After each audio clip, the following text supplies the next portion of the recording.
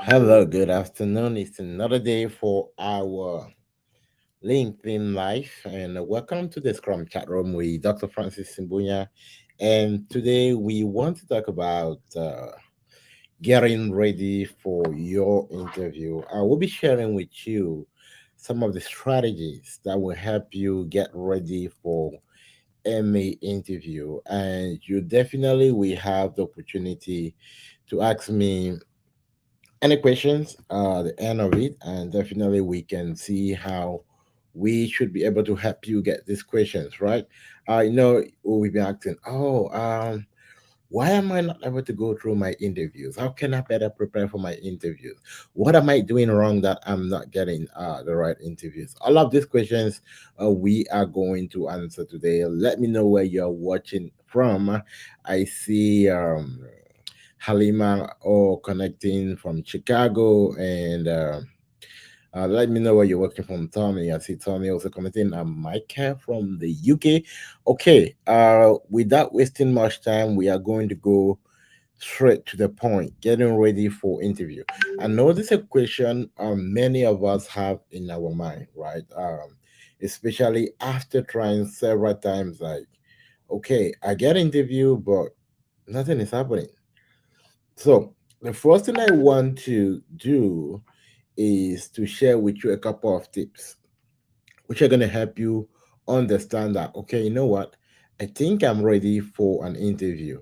In that case, you don't kind of try to guess, like, oh, many people say, okay, I'm just going to go try and see what it's like. No, you don't do that. When you do that, what you happen is that what you're doing is that you're closing a lot of doors. So the first thing which you should check before ever going for an interview, if you're ready, it's very common and it's not costly, right? Get any of your friends, get any of your family member, get anyone you know that is you're close to them, and then write out a couple of questions you probably think they will ask you in the interview, and pretend as if you're in a real interview and let them ask you the questions, and then you would want to evaluate yourself on how you deal with these questions. Now, if at the end of the day you are super ready and you can answer the questions without And any pretend as if you're in a struggle, real interview. what is going to happen is that you know that you're ready. If not, then you are not ready. But then the first step for you to prepare for an interview is to be able to have an idea of what to expect, an idea of what to expect from the interview. And where do you get this idea from what to expect? Number one, from those who have interviewed within that fee. And number two, you can leverage online help, YouTube videos, and all of that. This is really helpful. But the YouTube videos most often do not really do so much justice. So, in this case, what you want to focus on is to look at now. There are generic questions which are always going to come across. What we call master's question, which will never miss out in an interview. And for you to be able to understand this master question, which are going to come anyway, interviews are always kind of classified into about three different parts. The first part is kind of evaluating to see if you understand yourself and the reason why you are applying for the job. That's the first part of the interview.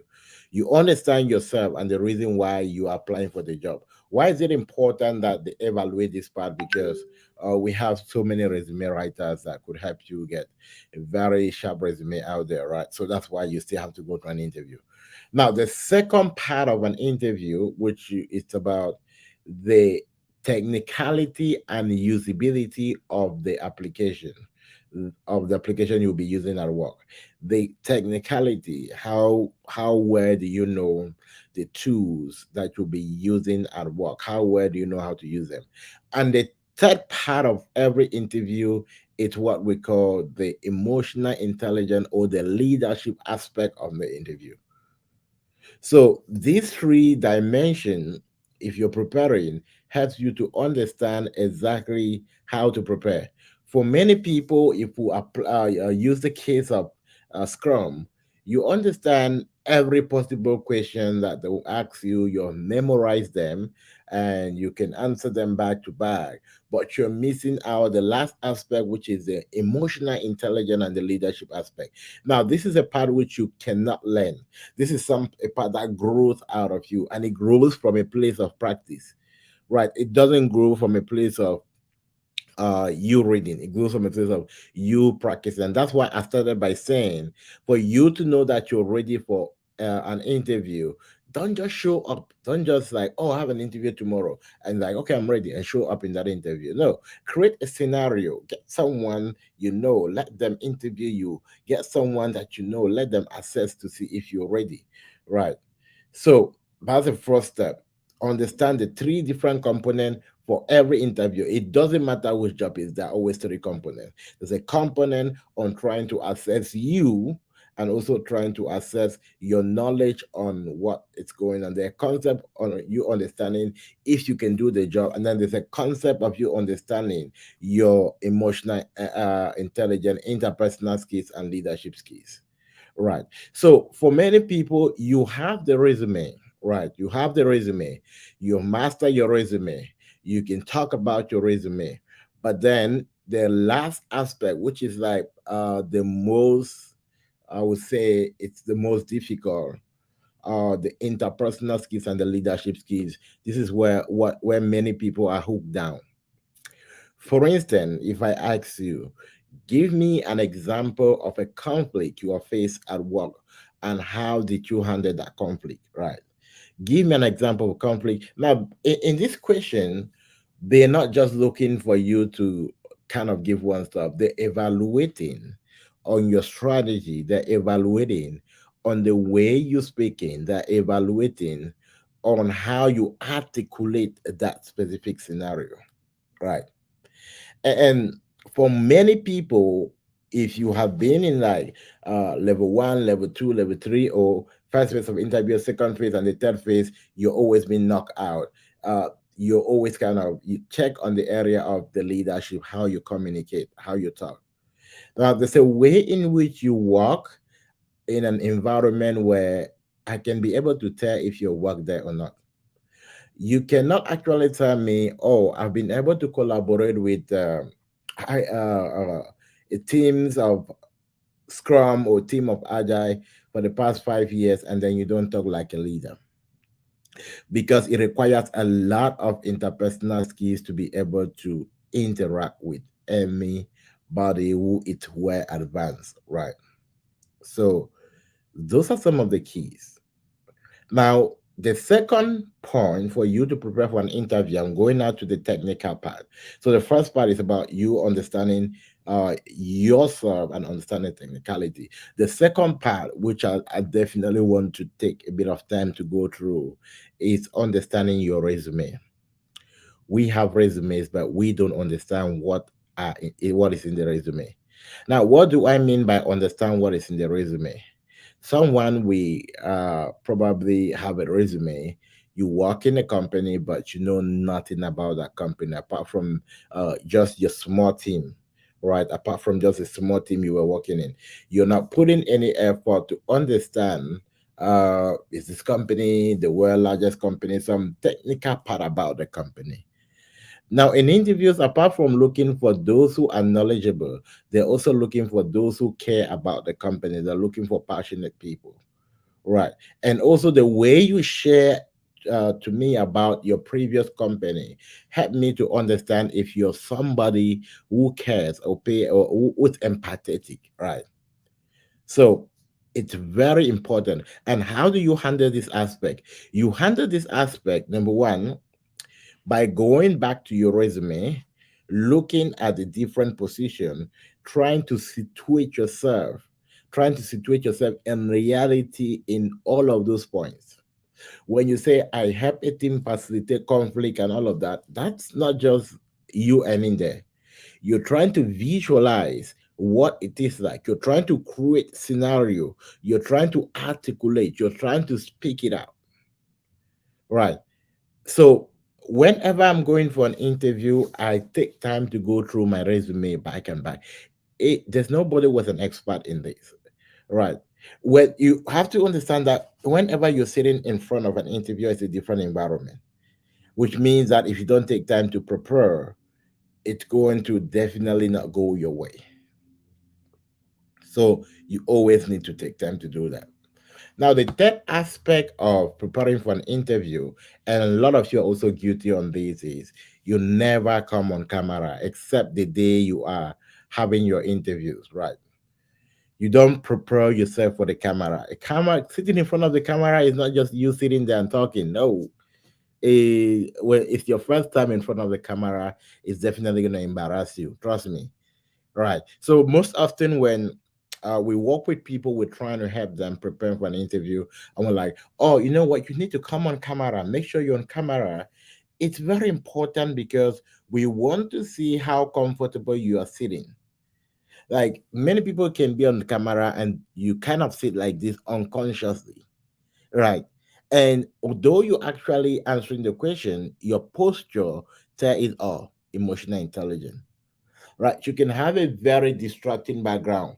And for many people, they don't also understand how to sit in such a way that they have a very good video. And for many people as well, they don't understand that for you to be in an interview, it must be from your chest level. You can see me from your chest level up. So many people might have an interview where your camera is like this, right? You just have your head there and you're thinking, oh, wow, I did great. You did great, but you're not paying attention to your environment. So all of these are aspects which actually play a lot. And for people who actually also connect, like you're connecting on Zoom or on Teams, and sometimes before you connect, what happened? The picture that you put on your Microsoft Teams or on your Zoom application, that is the first thing that pops up, especially if you first of all appear as offline before you appear online. It pops up. And just imagine we don't actually care what is there. We just put any other stuff. These are small aspects that can pull you down in an interview. All right. And then the last aspect, which I'm going to talk about today, is the practice, the practice, the practice, the practice. Role play, practice, role play, practice, role play, practice. And you cannot do this on your own, right? You need to do this with people who are heading the same direction with you. The reason why in most of my video, I always say, situate yourself in a community of practice is because the environment you're in create a result, right? Just imagine if you're seated, or let's say you're seated in a very big company, right? And you're eating, let's say you're taking your lunch, and out of a sudden, everywhere it's well neat and sparkling. Now, after you finish eating, you're not just gonna drop your litter everywhere. The environment reminds you or automatically communicate to you that no, this is something completely different. But in most of the cases, if you look at the environment and it's definitely like you don't actually care, right? And for also many people who also use like a virtual background, you don't also pay attention, like you kind of shaking your head and your head is kind of carrying forth and back and all of that, or you use a blur background, but the blur background actually kind of miss out the entire of your face. All of these aspects are verified because when it goes to a form of interview, when at the last phase we want to do elimination, we start looking at, for those who actually did good, we start looking at quality, we start looking at impact, interpersonal skills, we start looking at the way people communicate and all of that. All of this play very big role in an interview process. So very, very important. There's so many aspects which are having maybe have missed out or so, but I want to give the last 10 minutes for you to push out your questions so that if I miss out any aspect, we might be able to handle it. So today we're talking about how to effectively prepare for interview. You can also ask me, oh, I've been trying to do this and it's not working. What am I doing wrong? And all of that. Let's kind of talk about interview. And tomorrow we also the same time, tomorrow I'll be talking about how to apply. This is where a lot of people are missing the point. You have a good resume, you know what to do, but you're not able to get interview. So, and or you're getting only call from people you don't want to get calls from. So tomorrow I'm going to address how to set up yourself to apply to attract quality application. We'll talk about LinkedIn strategy. We'll talk about the time to apply. We'll talk about what happened if you're not applying. We'll talk about some certain strategy you can do during the application to actually put yourself ahead of others. So we're going to talk about that tomorrow. All right. So time to take your question.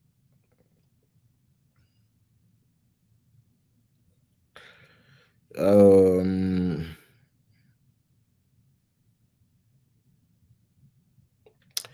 okay. If you're taking more than 5 interviews and you're going nowhere, stop interviewing. Stop blocking your chances. That's just a fact. Stop blocking your chances. Hire an expert. Situate yourself in a community. Let them help you maximize those opportunities. Many people have the tendency of, I'm just going to do it until the day it happens. And the day it happens, definitely, if you stay consistent, one day it's going to happen. But you also push yourself to the next phase, not knowing exactly what to do. Right. So the way to do this is after the third, the fifth interview, you don't actually hit it. Situate yourself, get a coach, get someone that will be able to help you. And now a guide for you guys to think about someone that can help you. Don't get someone. I know many people say, "Oh, I have my friends that Scrum Masters. I will ask them questions." No, they're not gonna help you. Or um, I'm gonna shadow my friends, and then no, that definitely will not help you. Why would that not help you? Right? Excuse me. That will not help you because you are limiting everything you know to you calling someone. I can only give you what I know, right? And you can only see just from one perspective. When you have functioning communities like what we have now, the advantage we have is that on one end we have about 100 plus working scrum master coming back to share on different scenarios, and you can think that, oh, I was thinking this is it, and someone say no. In practice it doesn't work like this. As you ask a follow-up question, you get to learn from diverse people. This is what separates you out, right? So it's very important. For those of us who have certification already, can we have environment practice of interview? Yes, you can have an environment. I do also. We have an environment, but we actually do interview people before we get them there because it's not just you about having an environment.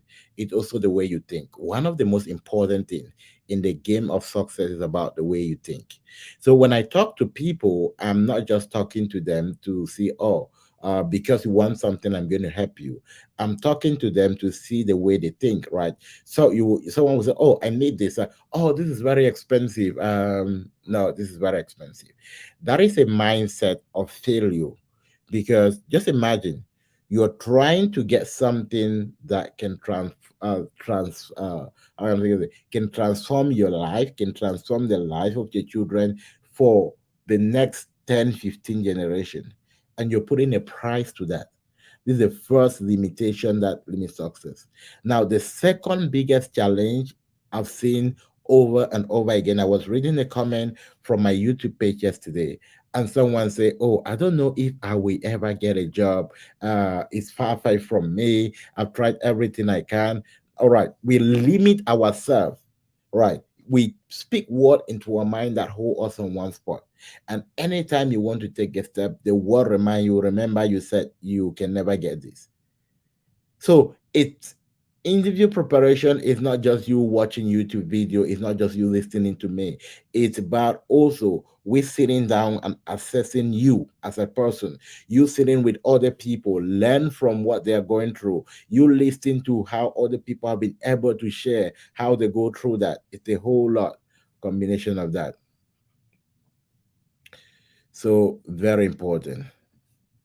Someone say, I'm from Ireland, and you answer, and could you answer interview question I was asked recently? How do you measure your success as a Scrum Master? All right. So, how do you measure your success?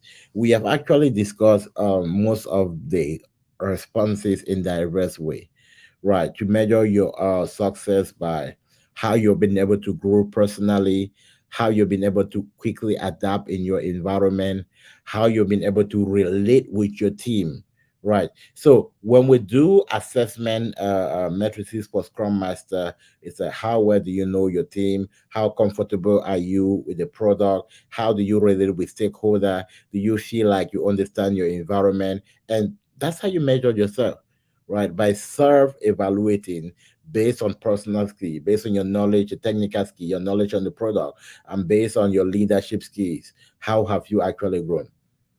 Okay.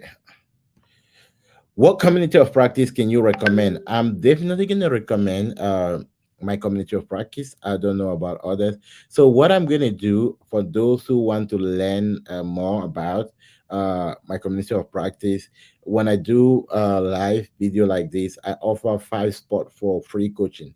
Now, free coaching is definitely for you not to sign up, it's for you to ask any question that you think might be limiting you. Now, this is the importance, and for those who have been had the opportunity to do free coaching with me, eight, you have the floor, right? You ask me any question you want to ask.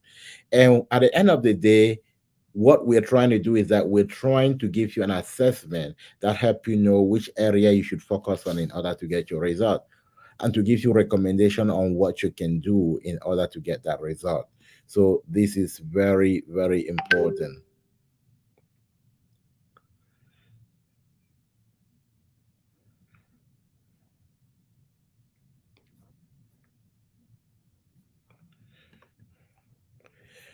Someone say, what's the difference between Safe and Scale Scrum? All of them work at scale level. Safe is K Agile framework. Scale Scrum it's another. Sorry, it's based on the approach. It's based on the framework, right? It's based on the approach.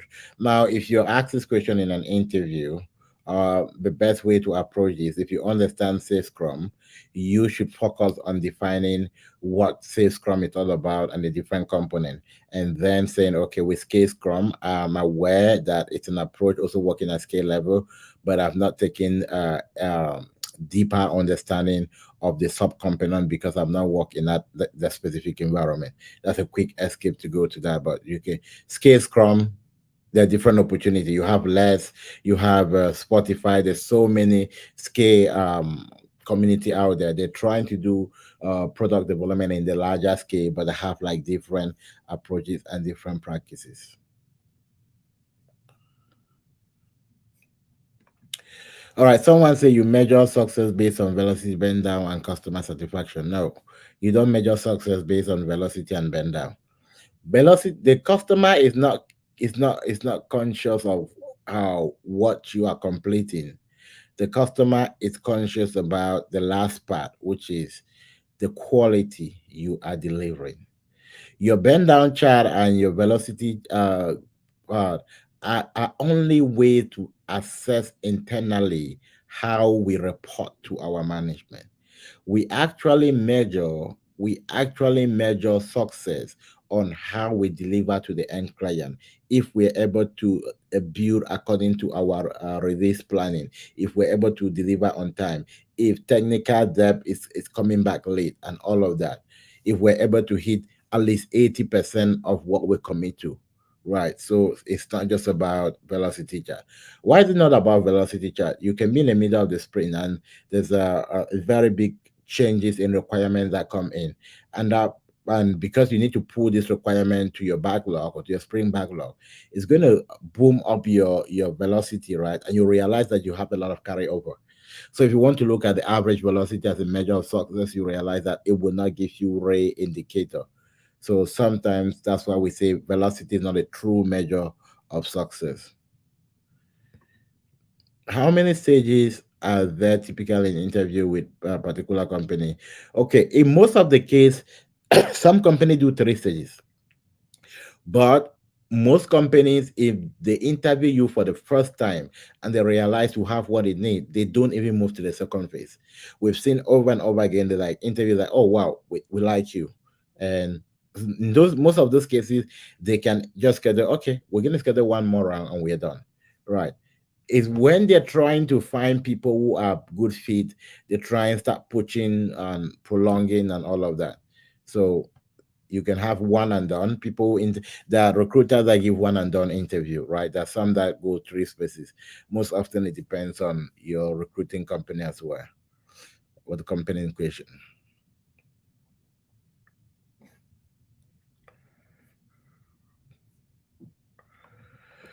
What is the process of joining your community? Send me a text message, leave me a direct message on LinkedIn, and I should be able to get time and talk with you. And I can give you. It's a whole process.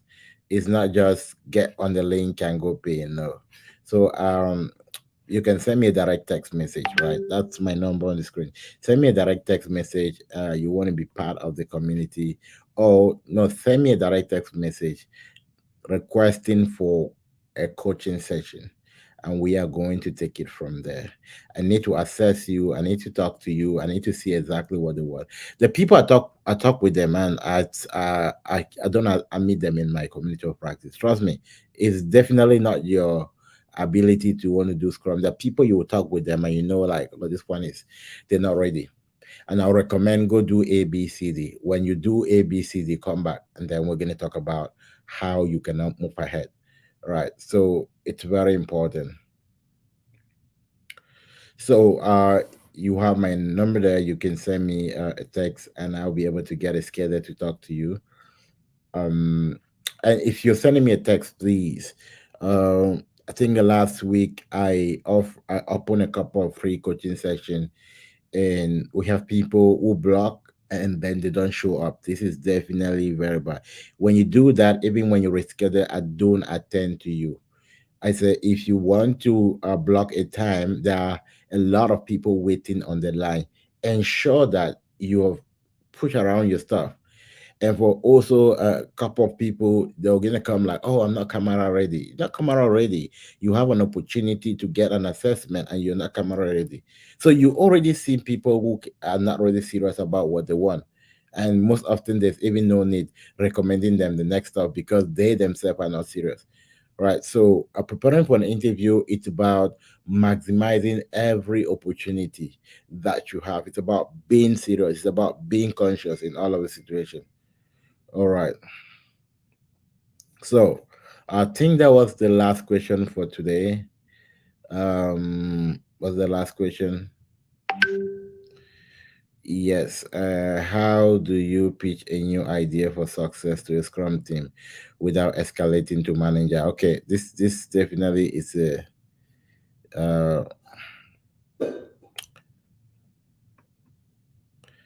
how do you pitch a new idea? Right. New ideas for you to pitch. First, there are different steps. Number one, you get a buy-in. How do you get a buy-in? By asking questions, right? Whenever many companies want to launch new product, what do?